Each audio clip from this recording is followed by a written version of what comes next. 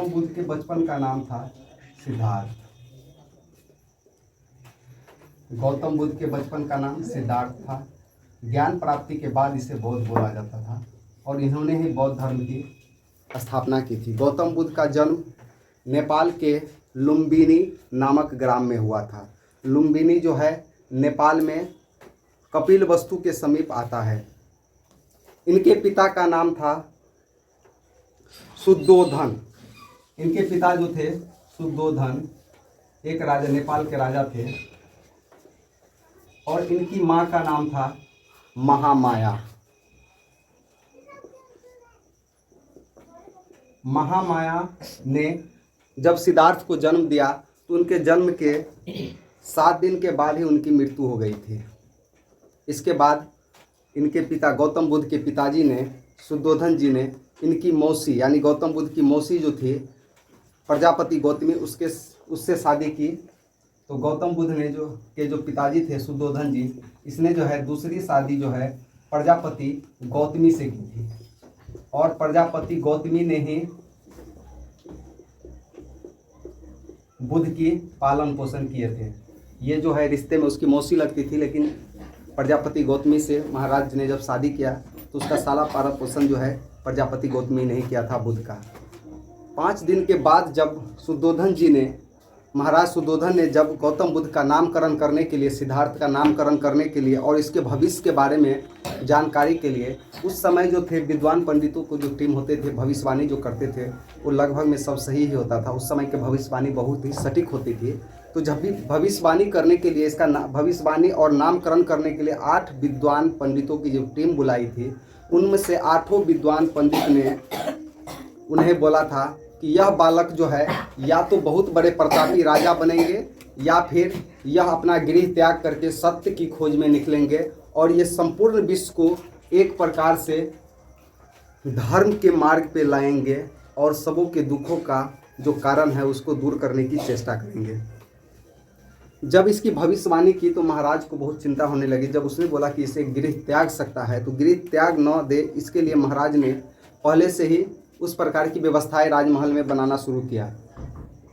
महात्मा बुद्ध जो थे वो उस समय जो है घुड़सवार एवं भाग दौड़ आदि खेलों में, भाला फेंक में बहुत ही निपुण थे।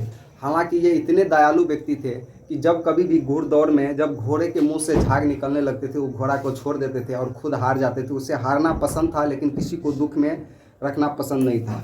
इनका जन्म जो है 563 ईसा पूर्व 563 ईसा पूर्व हुआ था। 563 ईसा पूर्व जब बुद्ध का जन्म हुआ और यह जो ग्राम था नेपाल के लुम्बिनी नामक ग्राम में इनका जन्म हुआ था। और इनका जो है शादी 16 वर्ष की आयु में ही कर दिया गया था। महाराज को जब विद्वान पंडितों ने बताया था कि यह अपना गृह त्याग सकता है, इसलिए इनका शादी जो है 16 वर्ष की आयु में ही राजकुमारी यशोधरा से कर दिए गए थे। इनकी पत्नी का नाम था राजकुमारी यशोधरा।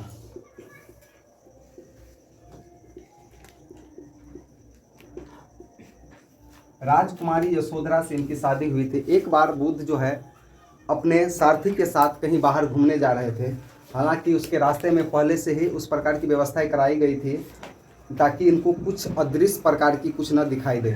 लेकिन जब ये अपने सारथी के साथ बाहर गए घूमने, इनके सारथी का नाम चन्ना था और जो घोड़ा थे उसका नाम था चेतक, कंतक। चेतक जो थे वो महाराणा प्रताप जी के घोड़े का नाम था, इनके घोड़े का नाम कंतक था और इनके सारथी का नाम चन्ना था।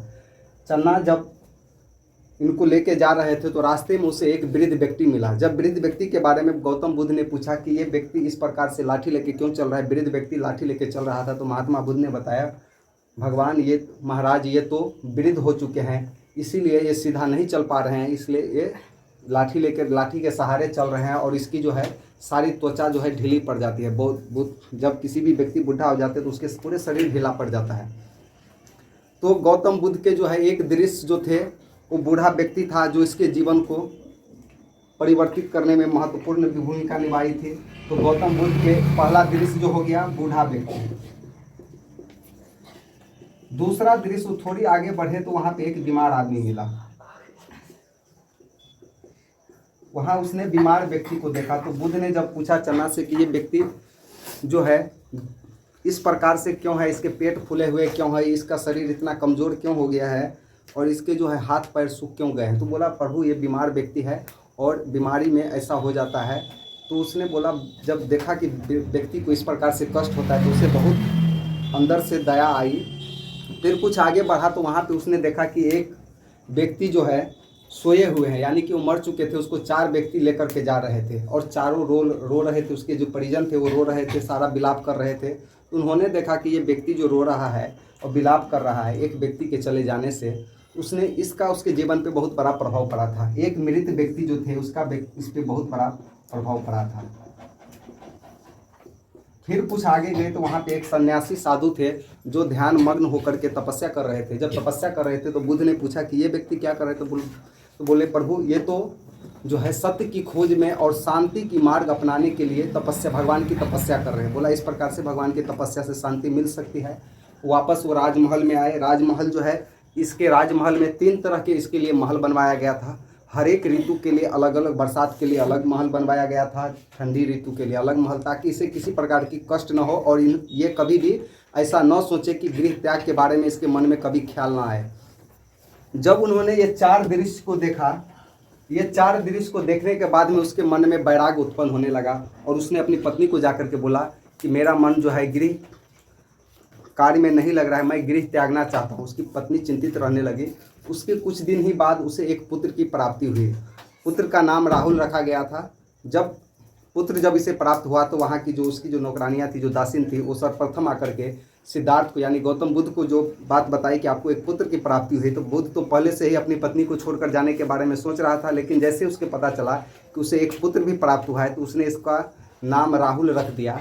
राहुल का अर्थ होता है रास्ते का कांटा। उसने बोला कि मैं अपनी पत्नी को छोड़ के जाने वाला हूँ, लेकिन रास्ते का कांटा एक और आ चुका है और इसको भी छोड़ के हम कैसे चले जाएं। हालांकि इसके बाद भी गौतम बुद्ध के जीवन पे कोई प्रभाव नहीं पड़ा और 29 वर्ष की आयु में उन्होंने अपना गृह त्याग दिया। गौतम बुद्ध ने 29 वर्ष की आयु में अपना गृह त्याग दिया था और गृह त्यागने के बाद उसने सर्वप्रथम उत्तर प्रदेश के सारनाथ नामक जगह पे पहुंचे थे। उत्तर प्रदेश के सारनाथ में पहुंच करके गौतम बुद्ध ने अपने 5 दोस्तों के साथ सारनाथ पहुंचे थे। सारनाथ में एक वन था, मृगदाध वन, वहीं पे पहुंचे थे। मृगदाध वन में अपने 5 दोस्तों के साथ वहां पे उसने तपस्या शुरू की। तपस्या शुरू करने से पहले गौतम बुद्ध ने अलार कलाम से शंख दर्शन की शिक्षा प्राप्त किए थे। अलार कलाम से गौतम बुद्ध ने अराल कलाम से शंखनाद की शिक्षा प्राप्त कर लिए थे। जब शंख दर्शन की शिक्षा प्राप्त किए, और शंख दर्शन के लेखक है कपिल। शंख दर्शन की शिक्षा जो है अलार कलाम से, इसके लेखक अगर पूछा जाए तो इसका लेखक है कपिल। शंख दर्शन से की शिक्षा जो है अलार कलाम से प्राप्त की थी, इसलिए गौतम बुद्ध का जो है यानी सिद्धार्थ का जो है प्रथम गुरु अलार कलाम ही है। शंख दर्शन की शिक्षा प्राप्त करने के बाद उन्होंने वहाँ पे रुद्रक राम से योग दर्शन की शिक्षा प्राप्त की थी। रुद्रक राम से योग दर्शन की शिक्षा प्राप्त की। इसीलिए गौतम बुद्ध का कहीं भी फोटो अगर देखा जाए तो हमेशा योग अवस्था में ही रहते हैं और ध्यान मग्न ही रहते हैं। उन्होंने रुद्रक राम से योग दर्शन की शिक्षा प्राप्त किए थे। जब ये शिक्षा प्राप्त करके उत्तर प्रदेश के सारनाथ में मृगदाध वन में जब तपस्या करने लगा उन्होंने, तो वहाँ पे उसने 6 वर्षों तक तपस्या की। 6 वर्षों के तपस्या के पश्चात भी उसे ज्ञान की प्राप्ति नहीं हुई। वहाँ पे एक औरत मिला। उस औरत ने बोला कि आप बिना के तार को अगर ढीला छोड़ देंगे फिर उसमें से खींचेंगे तो उसमें से मधुर वाणी भी नहीं निकल सकती है, और इसके तार को अगर ज़्यादा आप टाइट कर देते हैं तो भी तार टूट सकता है, न कि उसमें से मधुर वाणी निकलेगा। इस बात का उस पर बहुत बड़ा प्रभाव पड़ा और उन्होंने उसी समय वहाँ सारनाथ को छोड़ करके बिहार के गया के बोध गया में पहुँच गए। बोध गया पहुंचने के बाद वहाँ पे बोध गया जो है बोध गया पहुंचने के बाद वहाँ पे पीपल वृक्ष के पास गौतम बुद्ध जो है फिर से तपस्या शुरू कर दी। और बोध गया जो है निरंजना नदी के तट पे बसा है। निरंजना नदी, इसका दूसरा नाम फल्गु नदी भी है। निरंजना नदी का दूसरा नाम फल्गु नदी भी है। बोध गया में निरंजना नदी के तट पे उसने कठोर तपस्या शुरू कर दी और वहाँ पे वो केवल चावल और तिल खा करके ही तपस्या शुरू कर दिए थे और उसका शरीर सूख करके एकदम कांटा हो चुका था। वहाँ पे कुछ दिन तपस्या करने के बाद, बहुत कठोर तपस्या की, तपस्या करने के बाद, बहुत कठोर तपस्या करने के पश्चात उसे पीपल वृक्ष के पास सुजाता नामक एक लड़की के हाथों उसने खीर खा करके अपनी उपवास को भंग किया था। गौतम बुद्ध ने सुजाता नामक लड़की के हाथों खीर खा करके अपना उपवास तोड़ा था। सुजाता जो है बगल के ही एक गांव में रहती थी और उसे पुत्र प्राप्त नहीं हो रहा था। उसने एक मन्नत मांगी थी उस पीपल वृक्ष से कि अगर मुझे पुत्र की प्राप्ति हुई तो मैं इस पीपल वृक्ष में खीर चढ़ाऊंगा। जब उसे पुत्र प्राप्त हुआ और जब वो खीर चढ़ाने गई तो वहाँ पे उसने देखा कि वहाँ पे एक गौतम बुद्ध जो है एकदम तपस्या में ध्यान मग्न है, लीन है। उन्होंने सोचा कि भगवान ने हमें खीर खिलाने के लिए इस व्यक्ति को हमारे पास भेजा है और उन्होंने गौतम बुद्ध को जो है खीर खिलाकर उसका उपवास तोड़ा। और उसी रात जो है गौतम बुद्ध को ज्ञान की प्राप्ति हुई। जब गौतम बुद्ध को ज्ञान की प्राप्ति हुई उसके शरीर से प्रकाश निकलने लगा। प्रकाश इतनी तेज निकल रहा था, चारों तरफ एकदम उजाला हो गया। इसके शरीर से भयंकर प्रकाश निकल रहा था और बुद्ध को जो है ज्ञान की प्राप्ति हुई। उसी दिन से सिद्धार्थ का नाम बुद्ध पड़ा और गौतम बुद्ध जो है, महात्मा बुद्ध जो है, इसका नाम उसी दिन पड़ा जब उसके ज्ञान की प्राप्ति हुई। और यह जिस पीपल वृक्ष के पास उसे ज्ञान की प्राप्ति हुई वह वृक्ष बोधि वृक्ष कहलाया। जिस पीपल वृक्ष के नीचे उसे ज्ञान की प्राप्ति हुई वह पेड़ जो है बोधि वृक्ष के नाम से फेमस हुआ। और ये बोध गया जो है गया जिले में है। वर्तमान में बिहार के गया जिले में एक जगह है बोध गया, जहाँ पे यह जगह था। गया में उसे बोध गया के पास निरंजना नदी के तट पे उसे ज्ञान की प्राप्ति हुई थी। और जब उसे ज्ञान की प्राप्ति हुई तो वो सर्वप्रथम पहुंचा सारनाथ, जहाँ पे उनके दोस्त जो थे, जो साथ में आए थे 5 दोस्त, वो अभी भी तपस्या कर रहे थे। और उन्हें जाकर के पहला उपदेश दिया कि तुम्हें ज्ञान की प्राप्ति नहीं हुई है, लेकिन मैं जो है बिहार गया और मुझे ज्ञान की प्राप्ति हो चुकी है। उन्होंने अपना पहला उपदेश जो है पाली भाषा में दिए थे। उस समय के सबसे चर्चित भाषा थी पाली भाषा, लोकल लैंग्वेज जिसको बोलते हैं पाली भाषा। गौतम बुद्ध ने अपना पहला उपदेश सारनाथ में दिया था। इससे भी सब क्वेश्चन बनता है, गौतम बुद्ध ने अपना पहला उपदेश सारनाथ में दिया था। किस भाषा में दिए थे? तो पाली भाषा में दिए हैं। इसके बाद उसके कुछ दिनों तक वहीं पे उसने अपना उपदेश देते रहे। फिर उसे एक दिन उसे अंगुलीमाल नामक एक डाकू जो है बगल के एक गांव से जा रहे थे। वहाँ के गांव के लोग एक डाकू से बहुत भयभीत रहते थे। उस डाकू का नाम अंगुलीमाल डाकू था। लेकिन बुद्ध जो है उससे न डर के उसके सामने जाने की प्रतिज्ञा ली और उसके सामने पहुंच गया। जब अंगुलीमाल के सामने पहुंचा तो बुद्ध ने जो है अंगुलीमाल को सामने देखा। अंगुलीमाल ने बुद्ध से कहा कि आपको डर नहीं लगता है? मैं इतना खूंखार डाकू हूँ, मैं जितने भी व्यक्ति को मारता हूँ उसकी उंगली काट करके अपने माला में गांठ लेता हूँ ताकि मुझे याद रहे मैंने कितने व्यक्ति को मारा। तो गौतम बुद्ध ने उसे एक छोटा सा जवाब दिया कि डर मुझे क्यों, तुम्हें लगना चाहिए। तुम जो है इस प्रकार से समाज में नहीं जा सकते हो, कहीं पे तुम छुप के रहते हो बनों में, जंगलों में। मैं तो स्वतंत्र हूँ, मुझे किस बात की डर है, मैं तो चारों तरफ घूम सकता हूँ। जब अंगुलीमाल ने महात्मा बुद्ध से नज़र मिलाई तो उसकी नज़रें जो है झुक गई और बुद्ध के चरण में पड़ के उन्होंने सारा त्याग किया और एक सन्यासी के रूप में महात्मा बुद्ध के साथ जुड़ गए। और महात्मा बुद्ध के प्रिय शिष्य जो थे आनंद थे। महात्मा बुद्ध के प्रिय शिष्य आनंद थे। प्रिय शिष्य की बात करें तो प्रिय शिष्य आनंद थे। आनंद ने बौद्ध भिक्षु को गौतम बुद्ध ने बौद्ध भिक्षु बना करके उसे देश विदेशों में अपने धर्म के प्रचार के लिए भेजा और अपना उपदेश देते थे और अपने बौद्ध धर्म की प्रचार प्रसार करते थे।